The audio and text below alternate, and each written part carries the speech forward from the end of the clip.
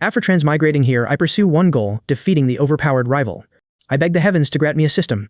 Instead, they give me countless jars from other worlds. Each jar contains items, but I cannot use them. I must sell each jar for 100,000 coins. Then I receive one with tenfold better drops. With no other choice, I reach the capital and open a shop near the Soul Master organization. My outrageous price for broken jars angers wealthy locals. Word races across the city. Soon, Drew and Lewis investigate, and Drew strides inside. Drew challenges the price of one broken jar. I answer him with a mysterious smile. These jars contain strange and wonderful treasures. With enough luck, one may reveal soul bones. Something even more precious may also appear. Around my counter, the crowd hears my promise. Their breathing immediately grows faster with excitement. Around my shop, every soul master covets soul bones. Nobody believes one could be hidden inside jars. Still, such treasure makes 1 million coins seem cheap. The crowd therefore assumes the shopkeeper is deceiving them. Near my counter, one angry customer shouts, "Soul Masters trust established knowledge. We have soul rings and soul bones. There cannot possibly be some mysterious third path." Around my counter, the crowd dismisses my claims. Drew still chooses one jar to test me. Perhaps he believes me, or suspects outright fraud. Pointing firmly, Drew declares, "I want that jar, choose the third across and fourth one down." Drew produces a box from his spatial tool. I confirm it holds 100,000 coins. After storing the payment, I pass him his jar. A spectator cries, "Someone actually bought the broken jar. Let us see what treasure appears inside it." We will soon discover the real swindler. I cannot wait to watch someone regret this. Inside my shop, everyone crowds around the counter. They await Drew's result with eager, doubtful expressions. Inside my shop, Lewis watches the stunned crowd. He mutters that Stella must hear his explanation. He claims he tried stopping Drew from being cheated. Drew ignores Lewis and turns toward me. He asks, "Boss, what should I do now?" I place a small red and gold hammer down. "This is the lucky hammer. Use it to smash your chosen jar." "Good luck, Drew." Drew grips the lucky hammer with trembling hands. Without hesitating, he brings it crashing downward. The jar breaks, releasing a brilliant purple light. My eyes brighten at the rare quality. As the purple light fades, powerful soul force erupts. Everyone stares at the item in Drew's hand, their eyes nearly popping out. One person cries, "What is this thing? It actually has a soul force fluctuation. Heavens, it is a soul bone." Another expert studies the treasure and estimates its age. Then he shouts, "This shop puts soul bones inside jars. That young buyer has earned an unbelievable fortune." Throughout the Spirit Hall city, knowledgeable soul masters gather everywhere. Outside my counter, knowledgeable customers react with deeper shock. The jar contains what soul masters pursue lifelong. Their greatest desired treasure has truly appeared here. Everyone's eyes brighten and their breathing quickens. Lewis excitedly exclaims, "Boss, you have truly hit the jackpot this time. This is a soul bone." Drew, Stella, and Lewis form the elite trio. Yet none of them possesses any soul bone. Buying one for 100,000 coins is incredible. My eyes flash as its information appears. I feel ashamed when the result finally appears. The rare arm bone comes from poisonous ruins. It carries the Demon King's fierce claw skill. Its rapid attack inflicts venom through every strike. I realize dungeon monsters can become soul bones. Smiling, I tell him, "Drew, congratulations, you have obtained an exceptionally valuable soul bone."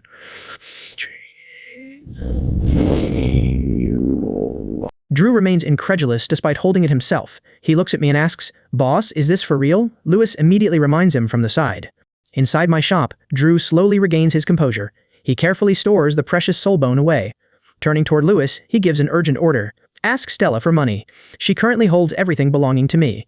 Lewis's heart skips a beat. He protests, "Boss, didn't we agree to only look at one? Didn't you see what happened? A soul bone has already appeared. Inside my shop, that single bone could fetch 2 million gold soul coins."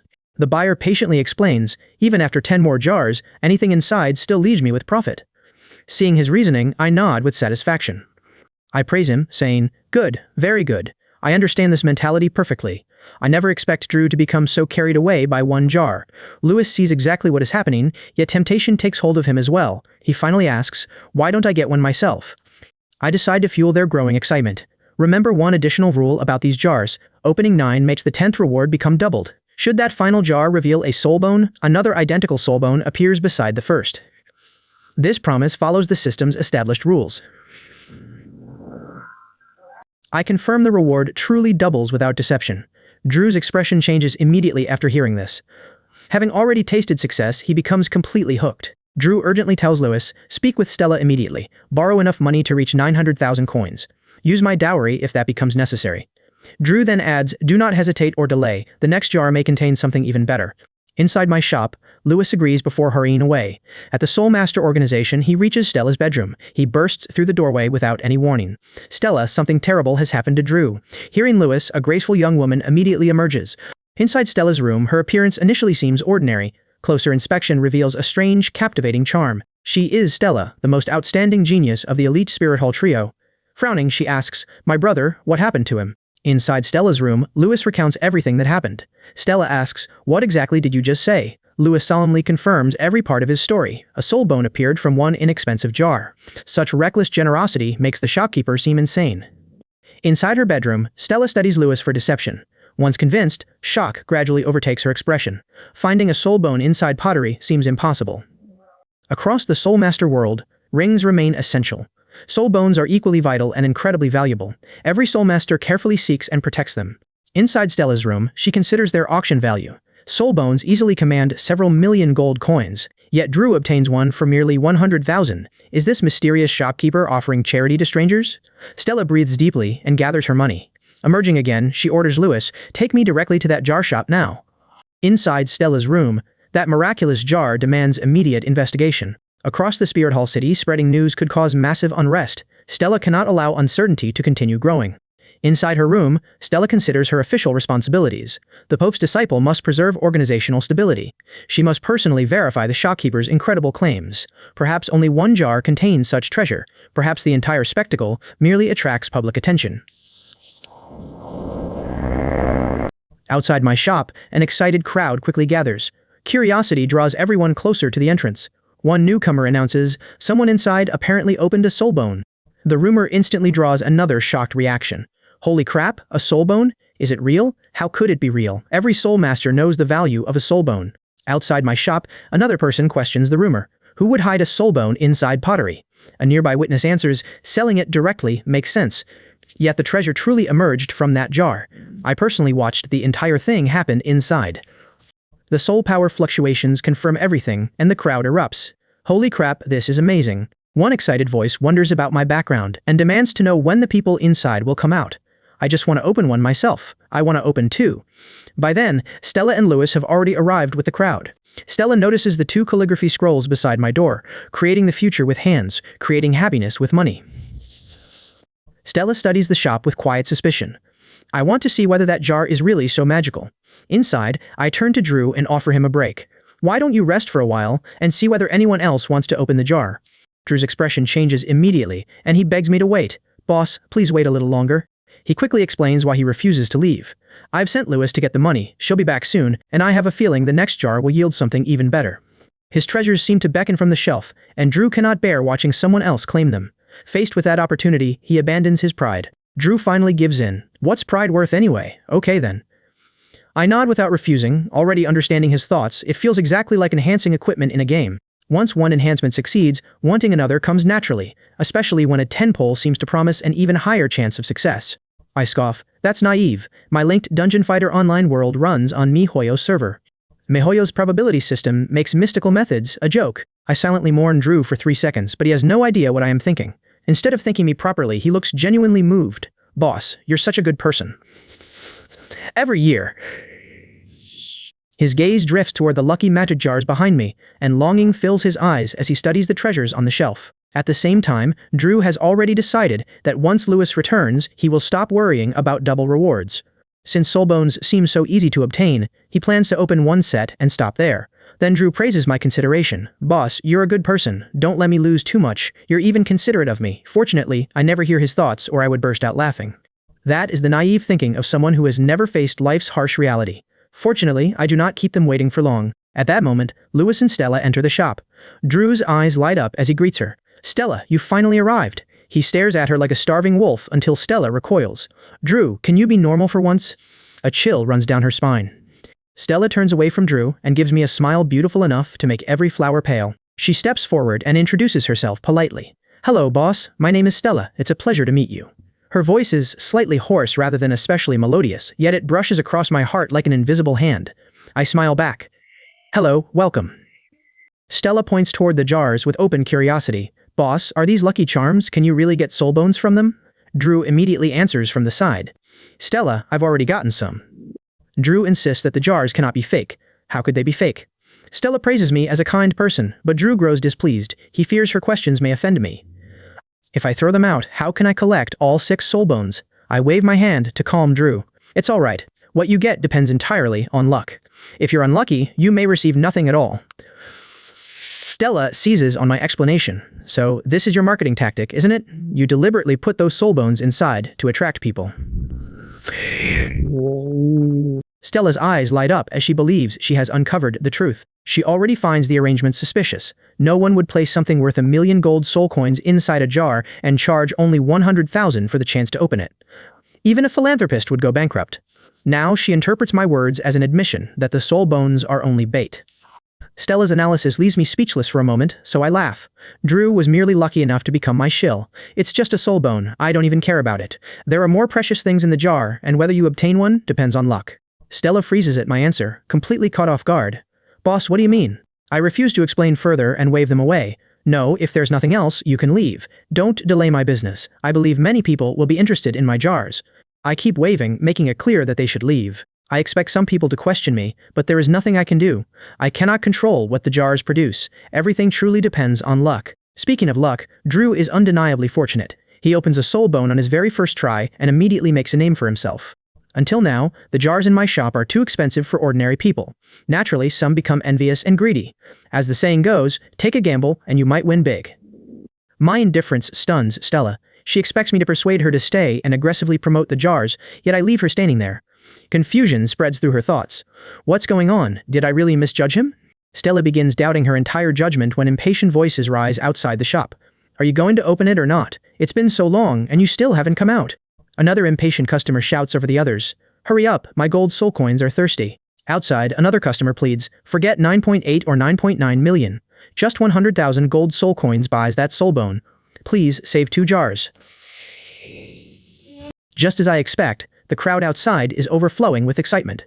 Drew's successful soul bone opening has turned everyone into eager gamblers. Drew urges Stella to open another jar, his eyes bloodshot, but the money remains in her hands. Stella answers, I didn't say I wouldn't open it. A resolute glint flashes in her eyes as she places 5 boxes of gold soul coins on the counter, each holding 100,000 coins. The 5 boxes contain their entire fortune, 500,000 gold soul coins. I casually put 1 box away and asked Drew, have you decided which one to open? Drew's expression turns serious. I've decided. He turns and reaches for a jar. Drew takes a jar from the 6th row and places it on the counter. Drew has waited for this moment, and he grips the lucky magic hammer. He aims at the jar and swings sharply, shattering it, but no dazzling light appears this time. Drew freezes as the feeling of throwing away those gold soul coins rises inside him. Lewis is equally dumbfounded and heartbroken. Could this really be a trap? Stella frowns deeply and declares, you guessed right, this is a trap. I knew it. Who would put such a valuable soul bone in a jar and let someone take it for only 100,000 gold soul coins? Before, Drew was just lucky and acted as a shill. Then Drew notices something beneath the broken fragments, a faint white light. Drew reaches into the fragments and searches until he places a tiny, 3-centimeter object before everyone. All 3 stare at it in confusion, while I recognize it immediately. I explain, using it increases your current level's experience by a percentage. A thought flashes through my mind, and the item's information appears. Experience capsule, common, untradeable. Experience increase transforms into soul power increase, raising the current soul power level cap by 10%. I exclaim inwardly, wow, the experience capsule has changed. What once increases character experience points in the game, now increases soul power instead. I think the transformation perfectly suits the Donghua continent style. Seeing Drew, Stella, and Lewis still confused, I explain, the item in your hand is called an experience capsule. Using it greatly increases your current level's soul power cap and increases your current level's soul power. Inside my shop, the capsule defies their soul master knowledge. I offer them a simple comparison. Suppose reaching your next level requires 10 days. This capsule grants 1 day's progress immediately. You therefore finish the same advancement within 9 days. I clarify the example before they misunderstand it. That comparison is helpful, though not completely precise. Consider it 1/10 faster cultivation without level restrictions. Even a titled master receives that same improvement. The capsule always increases cultivation speed by 1/10. Before my counter, all 3 finally understand. Their shock immediately becomes careful, long-term planning. Inside my shop, low-level benefits initially seem modest. Advancing may already require only several months. Saving 1/10 of that time changes little. For titled masters, however, advancement requires many years. The capsule then reveals its extraordinary long-term value. In 1930, before my counter, they consider titled masters carefully. Gaining one level often requires many exhausting years. Sometimes that difficult advancement consumes entire decades. Saving 1/10 of this effort changes everything. Several years of freedom are worth immense fortunes. Against that value, 100,000 coins seems cheap. Inside my shop, this offer is an incredible bargain. The elite trio should eventually become titled masters. Inside my shop, collecting capsules prepares them perfectly for tomorrow. Before my counter, Drew carefully stores the capsule.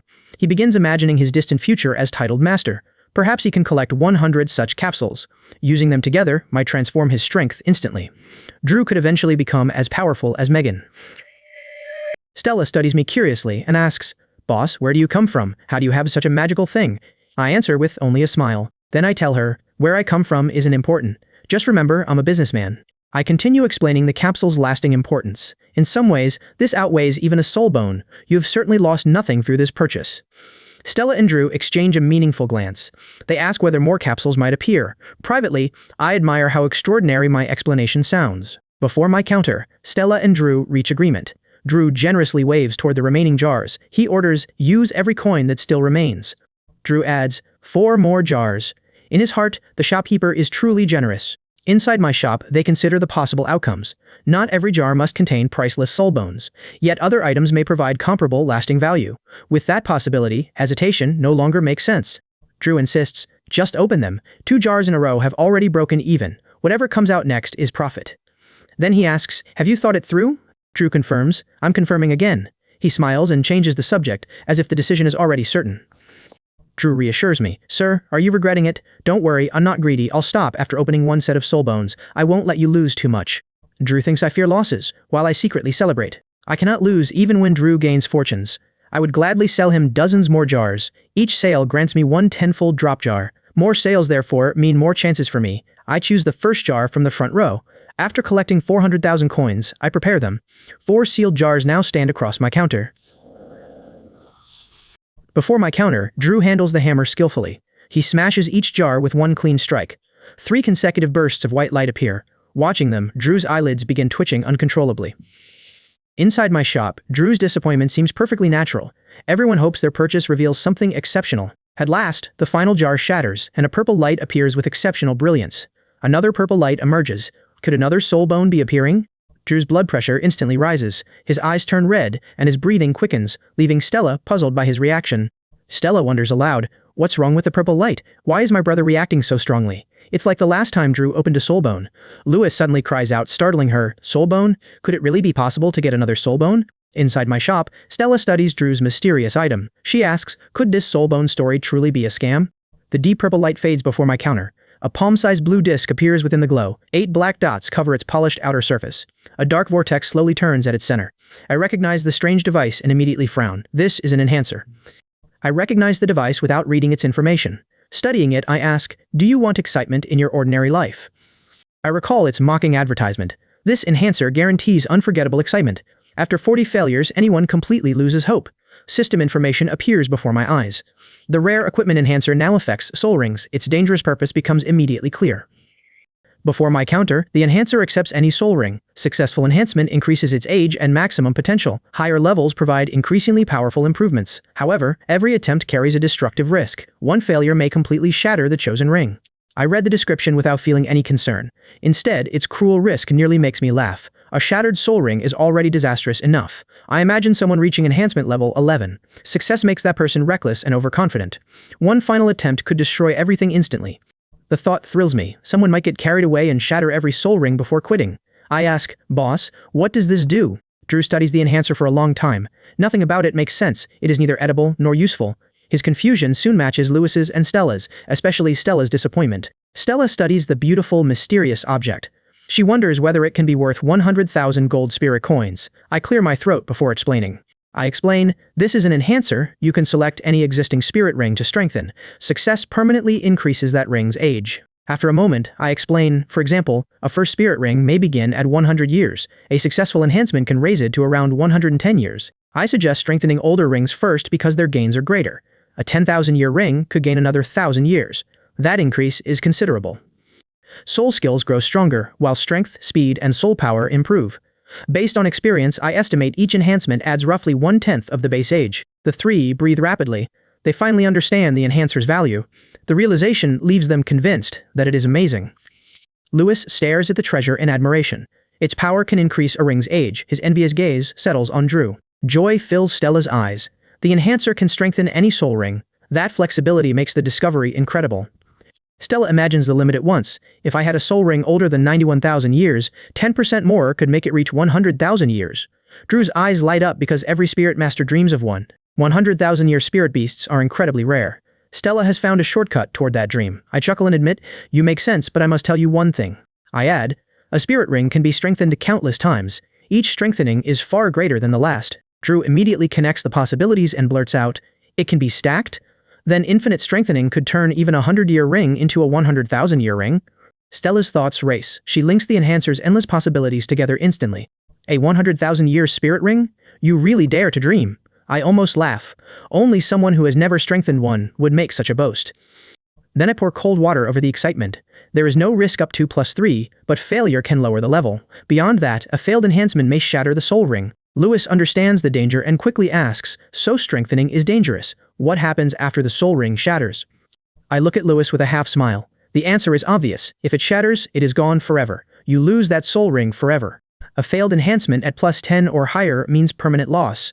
The warning leaves Drew, Stella, and Lewis deeply shocked because the penalty is far too severe. For a soul master, losing a soul ring is almost the same as losing a life. Seeing that thought on their faces, I speak firmly. Danger and opportunity always coexist. If you want to gain great strength, you must also bear the corresponding risks. That is the price of becoming stronger. After a long silence, Stella asks whether the shop has a way to avoid the danger. I give her a deep look and answer, of course. The solution should come from the jar itself. I know of an item called the Enhancement Protection Ring, which exists specifically for this problem. It can replace the soul ring and take the penalty when an enhancement above +10 fails. The ring remains intact, while only the previous enhancement level resets. Stella, Drew, and Lewis all breathe a sigh of relief. Resetting an enhancement level is far more acceptable than losing a soul ring completely. They can accept that outcome, but I cannot help laughing. You have not even reached +1, yet you are already worrying about +10. That is worrying about nothing. Drew agrees while Stella blushes in embarrassment. Their concerns have nothing to do with me, so I shake my head and focus on the broken jar. 3 unidentified items remain, including another experience capsule. The final 2 items are identical thumb-sized blue bottles. They contain a liquid called magic juice, an ordinary recovery item transformed into something that restores soul power. After use, the potion restores 30% of the user's soul power immediately. It is a dependable, minimum guarantee. I set aside the distractions, look toward Drew, and say, it is not bad. I leave the experience capsule unexplained. The remaining 2 blue bottles are both called magic juice. Each one instantly restores 30% of its user's soul power. That is all there is to the soul power recovery. Drew looks somewhat disappointed after hearing my brief explanation. It is still a white-grade item, but its value is far below that of the experience capsule. Many support soul masters can restore, heal, and even increase soul power, so magic juice offers nothing especially remarkable. Drew would rather choose the experience capsule, but Stella focuses on another detail and asks, is there a level restriction? I shake my head. No. This item is also tradable, so you can share it with anyone. It could be surprisingly useful during solo missions or a crisis. Stella agrees with the analysis, and Drew seems more satisfied before opening the treasure on the table. I carefully put everything away. No matter what, Drew still profits. 2 of his final 4 items are lower quality, though none are terrible. Overall, today remains a huge win. Drew looks at me, his expression mixing sympathy with total confusion. He pities my losses behind his huge profit, yet my utterly incomprehensible actions leave him confused. Those treasures could fetch several times their price elsewhere, perhaps even 10 times more, instead of sitting here. Honestly, 600,000 gold coins might not buy even one enhancer, yet I place these treasures inside jars costing only 100,000 each. This is practically charity. His confusion is obvious. Why sell jars here? Drew sees through me, so I shrug. I am only rambling. You will understand when you reach my level. I feel helpless. If possible, I would smash every jar myself, but the system grants tenfold luck only after each one is sold. Once Drew carefully stores every opened item, I give him my professional smile. Then comes my offer. Drew, you have opened 6 jars. Open 3 more, and the next gives double rewards. Want to continue?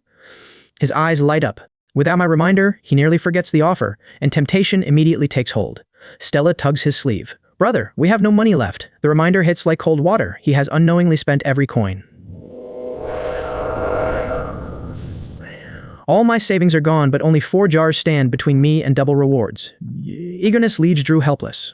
After a long sigh, Drew asks, Boss, if I return after raising enough money, will double rewards still apply? Poverty is temporary, so he resolves to return. Do not worry. Each person may buy at most 10 jars within 7 days, and whenever you buy the 10th during that period, its rewards double.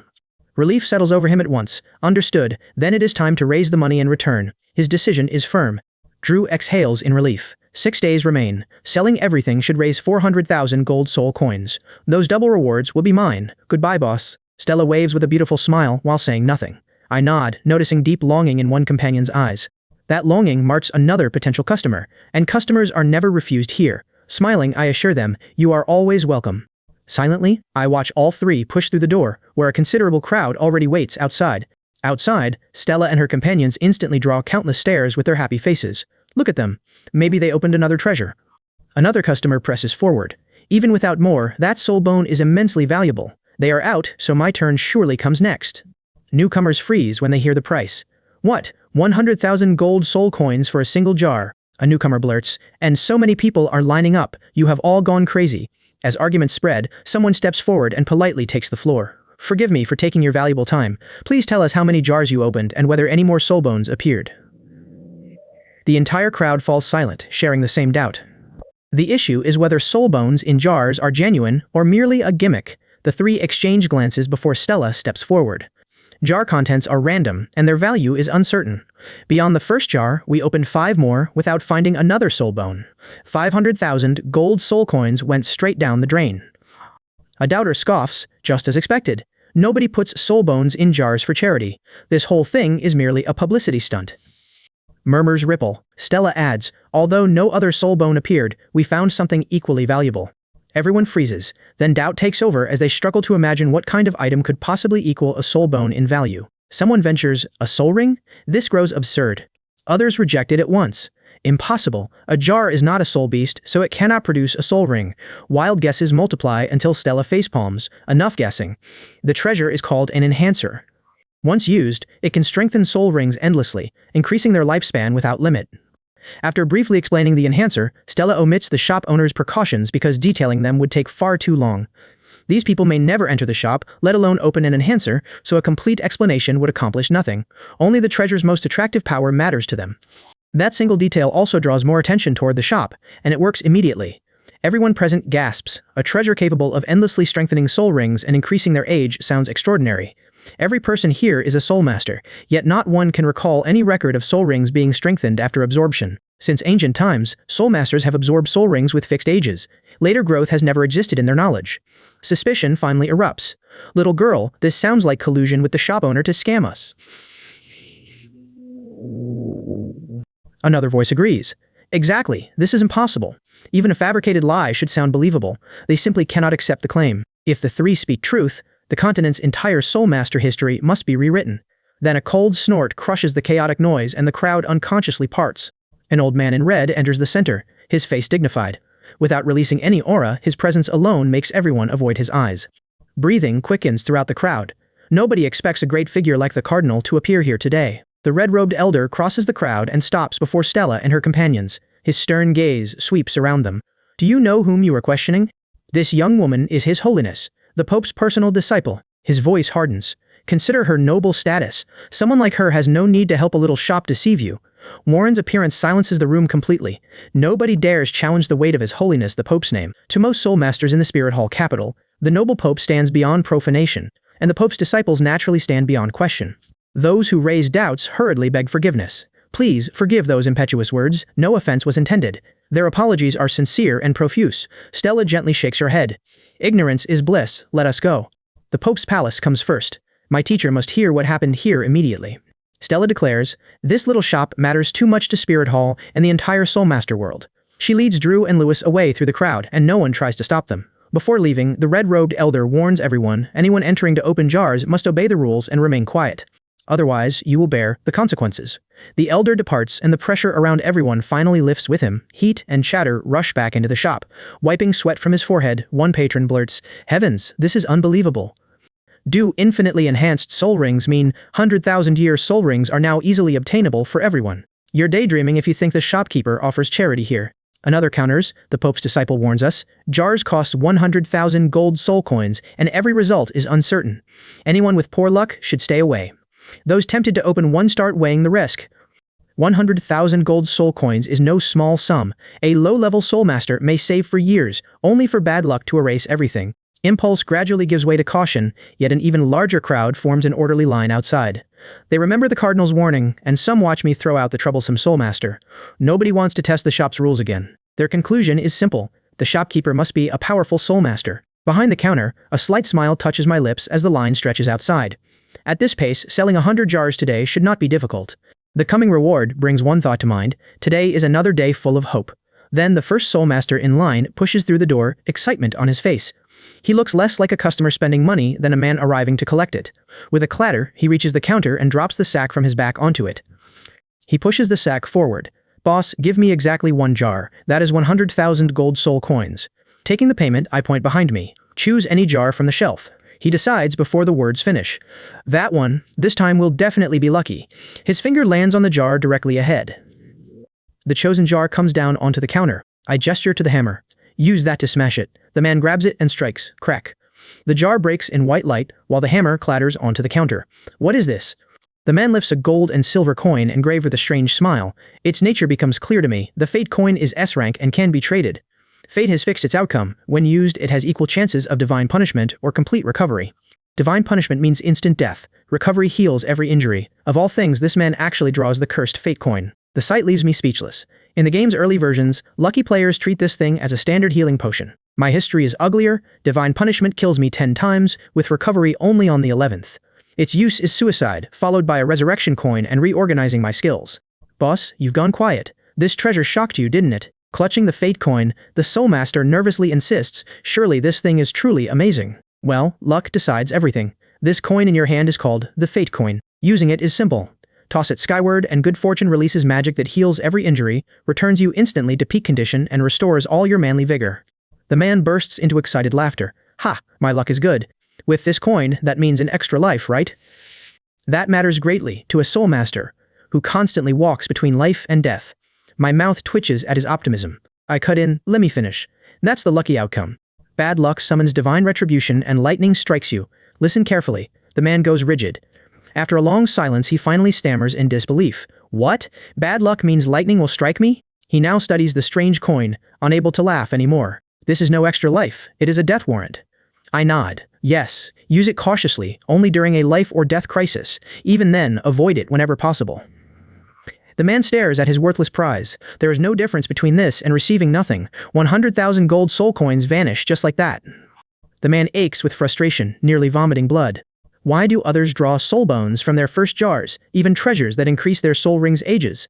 And what comes to me? Nothing comparable. Honestly, getting nothing at all would feel better than this pathetic reward. A useless broken coin for all that money. Disgusting. That is jar opening. Every result depends on luck. I shrug helplessly. Truthfully, everyone receiving soul bones or other treasures would suit me perfectly. Better prizes would sell more jars, and every sale benefits me. Reality, however, refuses to follow that wish. Suspicion tightens the man's face. "Boss, are you discriminating between customers because Stella is the Pope's disciple, giving her a jar with something valuable? There are hardly any customers here before her." Unscrupulous merchants are everywhere, and he trusts none of them. Stella may be innocent, but perhaps the shopkeeper secretly uses her to build the shop's reputation. After quietly hearing him out, I chuckle. This shop deals honestly. The jars stand right there before every customer. You chose it. The result depends entirely on luck. Their first jar produces a soul bone because fortune favors them. Afterward, 5 jars cost 500,000 gold soul coins before the enhancer finally appears. Do you still see a problem? No problem. The man stops arguing, but losing 100,000 coins stings. The loss remains written across his face. Watching him, I speak leisurely. The words beside the door greet every customer entering. Creating happiness with money is this shop's motto. 2. Now think carefully. Why are you unhappy? My airy voice strikes straight at his heart. After a moment, the man's eyes light up slightly. I think I understand. I offer another opening and he realizes his unhappiness comes from getting nothing good. Since jars are his only answer, he refuses to give up. You're teachable, I nod inwardly, placing his desired jar on the counter after payment. The jar shatters, and the Soul Master's heart shatters with it. Why is it still white light? When he sees the contents, a smile appears. Not bad, this time it's an experience capsule. I explain that eating it will significantly improve his cultivation. Surprise and uncertainty cross the Soul Master's face. Is that really true? I tell him. Really? Try it yourself and you'll know. Okay, I'll try it. The Soul Master immediately throws the experience capsule into his mouth. His face suddenly turns red. After a few breaths, soul power erupts from his body. It's real. It's really real. The Soul Master stammers. This little experience capsule directly breaks through my soul power to level 60. It saved 2 years of hard work. With a soul ring, this makes a soul emperor. Boss, thank you. You're truly kind. I chuckle, because spending money wisely creates happiness and leaves no room for unhappiness. I tell him his luck has turned around, then offer 2 more jars to liven things up. The capsule is not truly magical. His soul power already sits above 90% of level 59, so its 10% boost completes the breakthrough. Outsiders know none of this and only see the capsule's supposed magic. At the Papal Palace, Stella, Drew, and Lewis arrive, only to learn that Megan is discussing important matters with several elders. A servant steps forward and advises them, "Sir, why not return and wait?" The servant promises to report to Megan, but Stella firmly shakes her head. "I'll wait here. The matter I need to report is too important." Stella insists on seeing her teacher the instant there is a moment's rest. She cannot waste a second. I understand her urgency, but she has no money. Back inside the shop, the newly advanced Soul King turns pale, then flushes, embarrassment written across his face. Money itself is not the problem. The problem is that the Soul King has no money, making him an ordinary Soul Master here. Outside, Soul Kings are powerful enough to exchange for titles in either empire. But in the Spirit Hall capital, known as the Holy Land of Soul Masters, Soul Kings are everywhere. Most cultivators here pursue higher realms single-mindedly and possess little money. Reluctant to leave, the Soul King asks, "Boss, can 2 jars go on credit?" Payment comes when the money arrives. My answer is crisp: we don't offer credit. Come back when you have the money. The man sighs and shakes his head. Sorry to bother you. This was too greedy. Then he turns and walks out. The moment he emerges, someone points and shouts, "Look, that guy is coming out." Another person crowds closer. "Brother, what did you get? Why look so dejected? Did the shopkeeper rip you off?" A crowd surrounds the Soul Master, asking, "Did you lose money?" Surprise crosses his face, followed by a sudden glint. He shakes his head. A fortune did not appear, but losing money? Absolutely not. When they ask why he looks dejected, he admits the reason is simple: being too poor. With more money, more jars could be opened. The crowd is astonished when the Soul Master declares the jars are enough. Doubt gives way to wonder. Is it really that magical? Someone suspects the shopkeeper has brainwashed him. The Soul Master smiles. Curious about the find, aren't you? I hear the Soul Master say, 2 jars are opened. The first contains a destiny coin of uncertain value. The second contains an experience capsule. Curiosity spreads through the shop. The Soul Master reports, "After consuming it, my soul power rises sharply, breaking through level 59 and reaching level 60. Everyone gasps in astonishment. A treasure that increases soul power means everything to Soul Masters.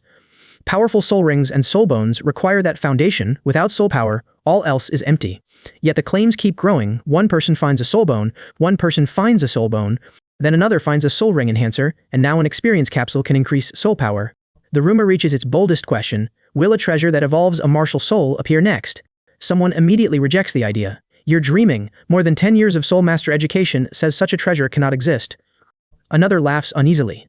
Perhaps too much was drunk yesterday, and this is still a dream. And the speaker cannot explain the impossible treasures. Otherwise, how could so many things exist beyond myth and legend? The crowd keeps debating, but doubt soon meets proof. Powerful soul power erupts from the Soul Master, forcing everyone nearby several steps back. The strength is terrifying. Many recognize a level 60 Soul King on the verge of becoming a Soul Emperor.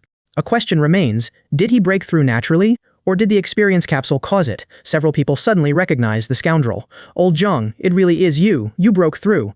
Normally, another year or 2 would be needed. Shock spreads across their faces and doubt finally disappears. The crowd's emotions surge. Without hesitation, everyone shouts, 2 jars for me too. Inside the small shop, voices overlap as the Papal Palace doors open. A cold voice calls, "Stella, you can come in now." The voice carries almost no emotion. Stella and Drew exchange a glance before entering, while Lewis naturally follows. Magnificent decorations fill the hall, but they cannot soften its cold, aloof atmosphere. Only 3 people stand inside the hall, and the figure above them immediately commands attention. A 9-curved purple-gold crown rests on his head, while a 2-meter scepter stays in his hand before the throne of the Pope. His golden dress fits perfectly from head to toe, shimmering with jewels that add even more splendor to an already flawless face. Nobility and elegance surround the woman, making every beautiful description seem appropriate.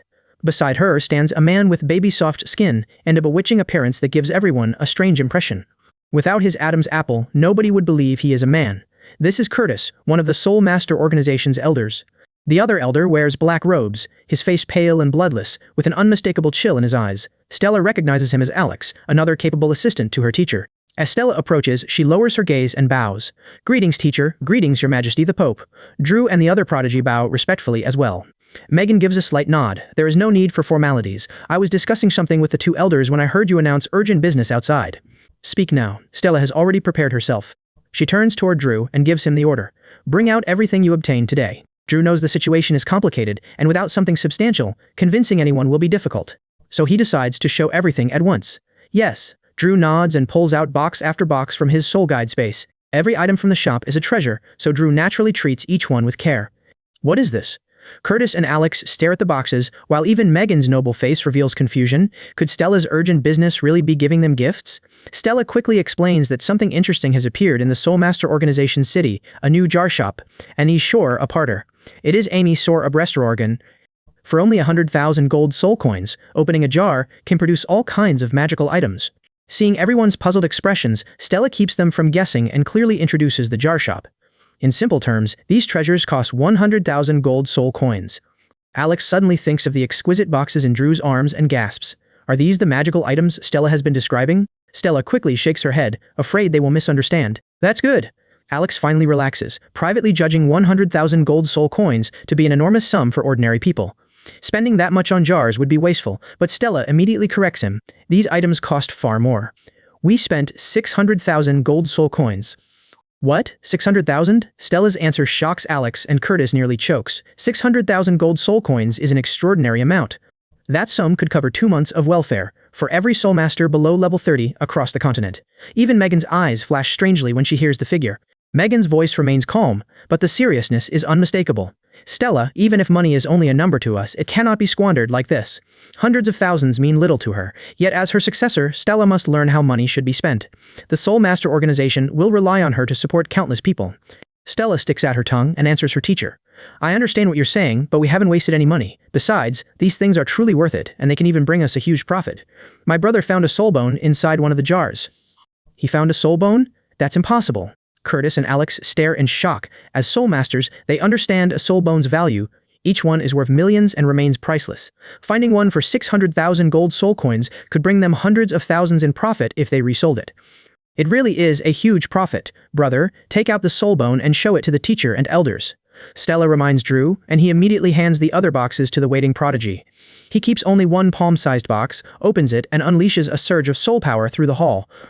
Alex's pupils contract as he senses the abnormal power, and he nods solemnly. "It really is a soul bone. From this soul power alone, it must be at least 5,000 years old. I can't believe someone would sell a soul bone so cheaply." Curtis's eyelids twitch as he examines it. In his soft, feminine voice, he points out the danger. Apart from Stella and the other 2, everyone present is a titled Donghua, and a powerful one at that. Every powerful soul master in the hall immediately recognizes the soul bone's extraordinary nature. Curtis cannot accept that the shop owner failed to understand its value.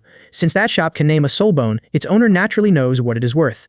Megan slowly shakes her head, denying that conclusion. Curtis lowers his voice and looks toward Megan. "Your Majesty, do you mean?" Megan rarely smiles, but now her lips curve slightly. "Hi what do you think? I haven't met someone so bold in a long time." Megan's meaning becomes clear. To actually use a soul bone as a gimmick. Curtis and Alex suddenly realize how valuable that bait truly is. Throwing away a soul bone simply to attract customers is undeniably a grand gesture. The shop owner is incredibly generous.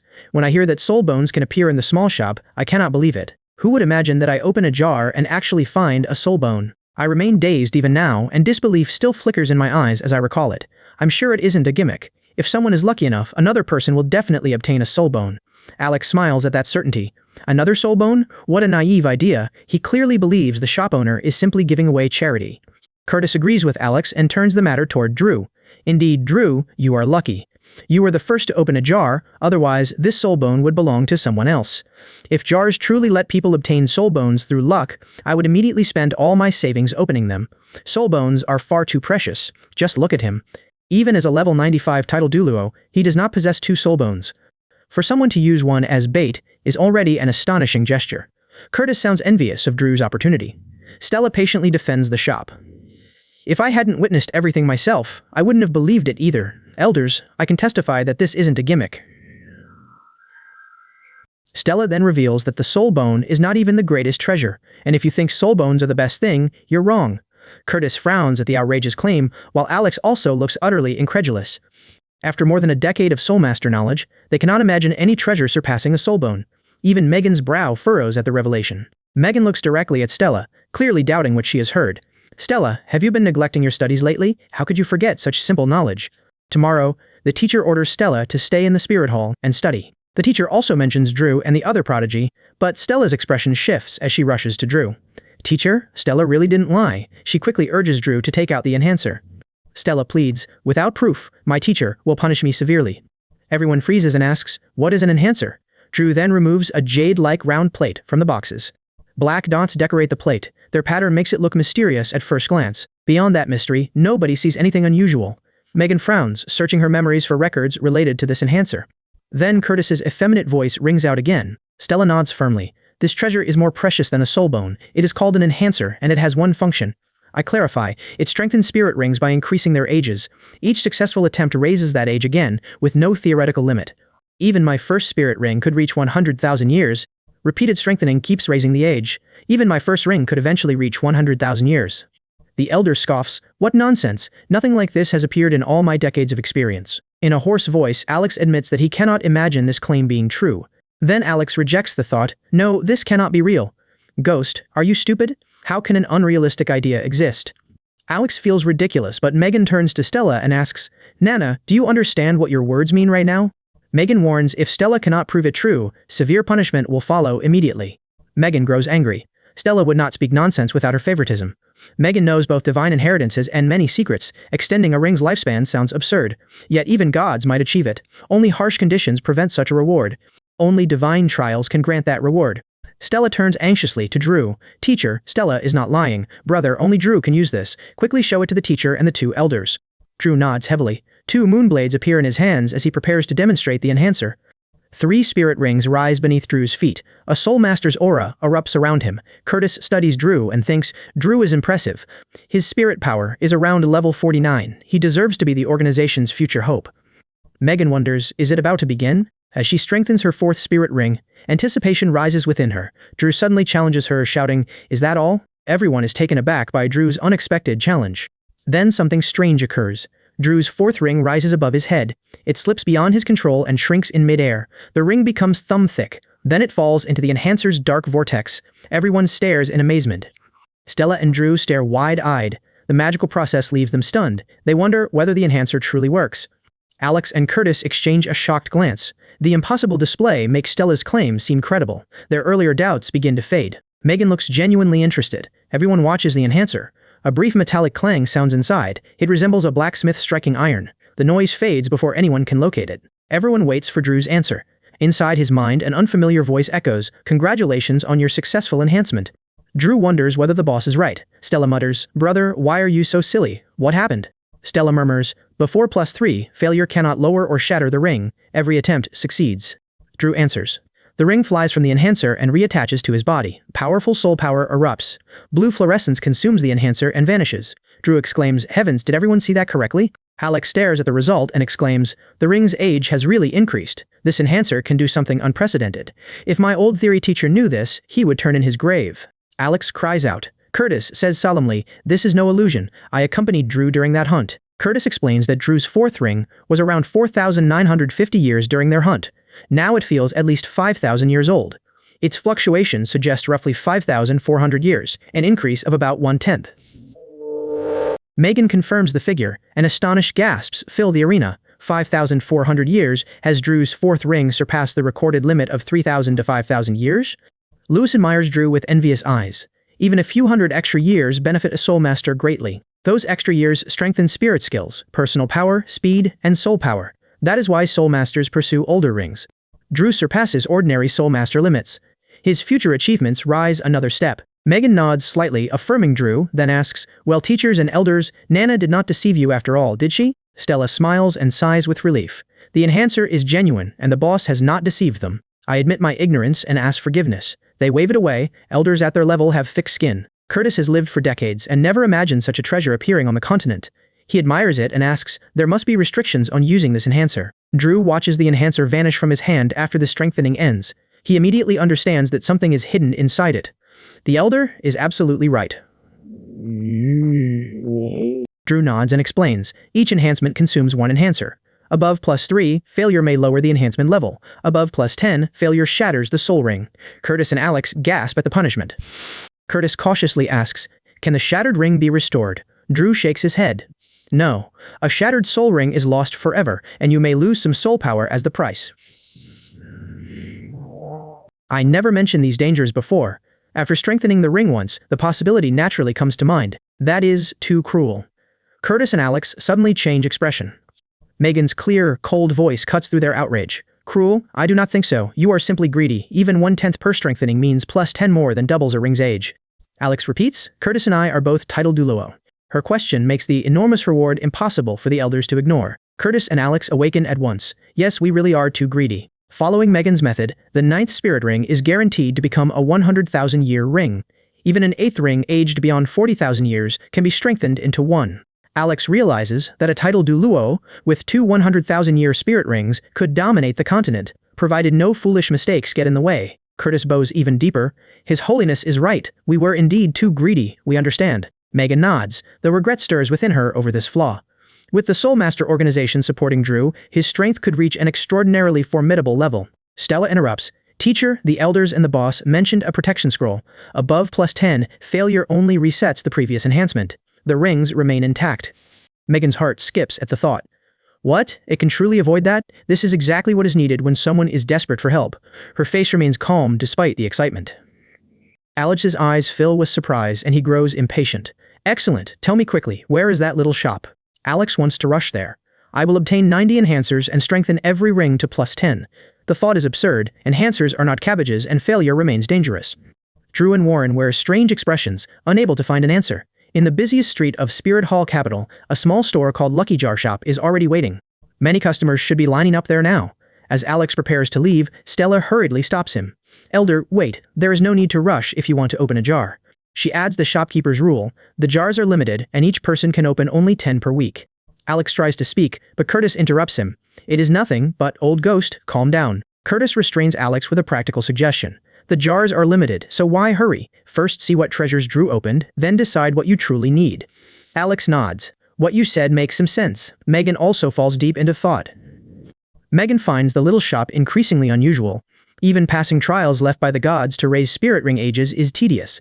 How can tossing a ring into an enhancer be so simple? The method is outrageous. Could the shopkeeper be a representative of the gods left on Earth? The possibility seems real to Megan, like Qian Daolu of the Soul Master Organization or Poseidon of Sea God Island. Beyond the Sea God, Asura God, Rakshasa God, and Angel God, the continent records almost nothing about other gods. Megan cannot guess the shopkeeper's background. She settles on a decision. Hearing about it is not enough. A personal visit will reveal the truth. Megan's resolve remains when Drew opens another small box. Inside are 2 tiny yellow-green gadgets, neither a soul bone nor an enhancer. Curtis studies them and asks, "What are these?" They are so small that they probably are not useful. Stella immediately objects. "How superficial. Everything from this little shop is high quality." Stella turns to Drew. "Do not underestimate them. Tell the 2 elders what they are." Drew nods and explains, "These 2 small capsules are called experience capsules. After using them, they can increase soul power." The claim leaves the elders staring at the tiny capsules. Alex freezes, wanting to question the claim, but seeing that Drew produced the items himself. This is so rare, and it is different every time. Stella smiles with curiosity. "Just curiosity," Alex chuckles awkwardly, his stiff face making the smile look worse than a corpse rising with a strange grin. Curtis cannot endure the suspense any longer. "Drew, stop keeping us waiting and show us." Curtis senses another treasure no weaker than a soul bone. When people question his confidence, he jokes, "Do not ask. It is simply a woman's intuition." Drew answers softly, then immediately puts the experience capsule into her mouth. The instant she opens it, everything changes. Drew feels a volcano erupt inside her. Soul power surges through her limbs and bones, her limit rises rapidly, and her aura grows stronger. The experience capsule truly increases soul power. Megan gives an almost imperceptible nod. Alex stares in shock. Amazing, truly amazing. The speed of his soul power increase is astonishing. Alex has lived for decades, yet this is the first time he witnesses soul power increase like this. He cannot understand how such capsules are made. Then another possibility seizes him. This is truly great. If there are no level restrictions or drawbacks, continuous use may give a chance to break through to level 96 in a short time. Alex's desire is clear. He wants to strengthen his soul and raise his soul power as quickly as possible. After a while, Drew's aura gradually stabilizes. Drew is now one step from level 50, and this small experience capsule saves months of cultivation. Megan nods, but warns that such sudden strength leaves combat power inflated, so Drew must hone his skills properly. Alex expects that honing will be necessary, and Curtis deeply agrees, but Drew shakes his head and rejects their view. Drew does not need the capsule to increase his strength. The two elders still doubt him, so Drew explains, the increase also brings extensive knowledge of soul power techniques, not only greater strength. Drew continues, this matches the effect of months of hard training. If anyone doubts it, another experience capsule is still in hand. He raises the capsule and declares, it will be eaten now as proof, and this one will push soul power past level 50 into Soul King rank. Drew finishes with amazement. There truly is a way to increase soul power without effort. It is incredible. Everyone remains stunned for several seconds. The experience capsule crunches like a bean as Drew places the second one into his mouth to prove his claim. In the next instant, a powerful surge of soul power erupts from Drew. Drew has truly broken through and his aura is remarkably condensed without weakness. Alex and Curtis exclaim in surprise, while Megan marvels at months of effort vanishing so quickly. Megan wonders what limitations these experience capsules might have. The shopkeeper mentions none, and the first capsule causes no adverse reaction. Drew thinks hard, then confirms there are no limitations even for title duos. Alex's voice trembles as he exclaims, experience capsules possess immense value. For soul masters stalled for years or decades, this blessing finally reveals hope for breakthrough. Curtis nods eagerly. I need no more than 5 experience capsules to reach level 96. That watershed once seemed impossible, but now I see hope. Curtis adds, reaching level 96 matters more than an ancient soul bone. Megan's eyes gleam. This item will transform the Soul Master world. It will change many fates and produce far more high-level Soul Masters. Megan predicts far more high-level Soul Masters will emerge. I realize success still demands enough money and luck. Even so, the Pope's high assessment catches me by surprise. Curtis and Alex bow their heads, stunned. Megan explains nothing further and turns her gaze toward Drew. Megan fixes Drew with a questioning look. What else do you want to show us? Drew presents the final 2 items and explains, 2 bottles of magic juice remain. They are cheapest, but restore a large amount of soul power after use. Everyone nods. Megan judges the magic juice ordinary beside earlier treasures. Still, 100,000 gold soul coins makes it worthwhile for such reliable recovery. She adds, it works especially well against evenly matched enemies. Drew stores both bottles and replies, Your Majesty is right. Curtis and Alex remain unsatisfied. Curtis reflects, decades pass, yet today truly broadens my horizons. The miraculous event on the continent leaves Curtis deeply curious. He wonders where the shop owner comes from. The owner's purpose troubles him even more. Alex shares every doubt. Megan still knows many secrets, yet she reaches no firm conclusion.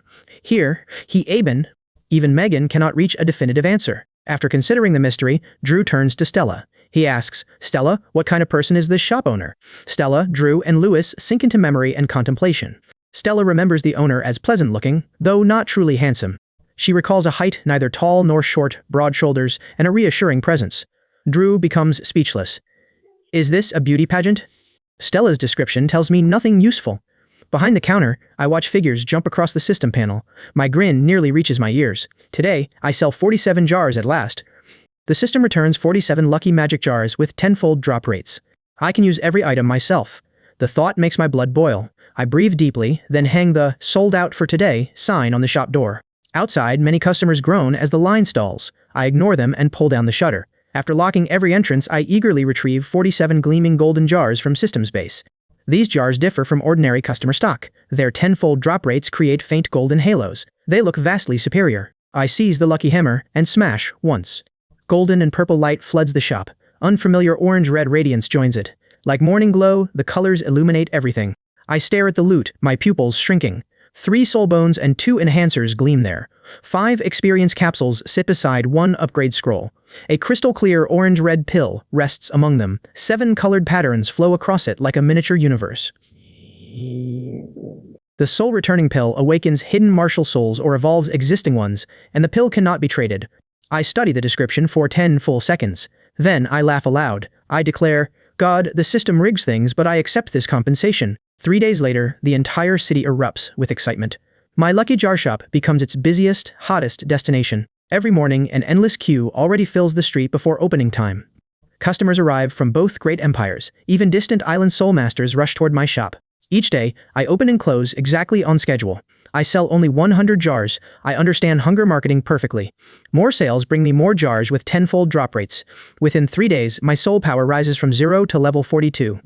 I fuse all 3 soul bones. Enhancers raise my fuse soul rings to +5. I use every experience capsule effectively, wasting nothing. The second night, I swallow the soul returning pill.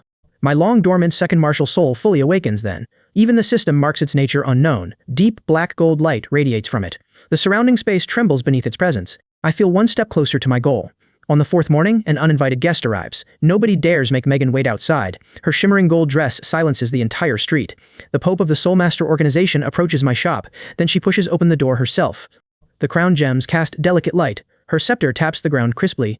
Her deep eyes inspect every shelf before settling on me. She asks, "Are you the owner of this shop?" I smile calmly. "Welcome. Each jar costs 100,000 gold soul coins, fair and square." Megan studies me as though preparing to attack.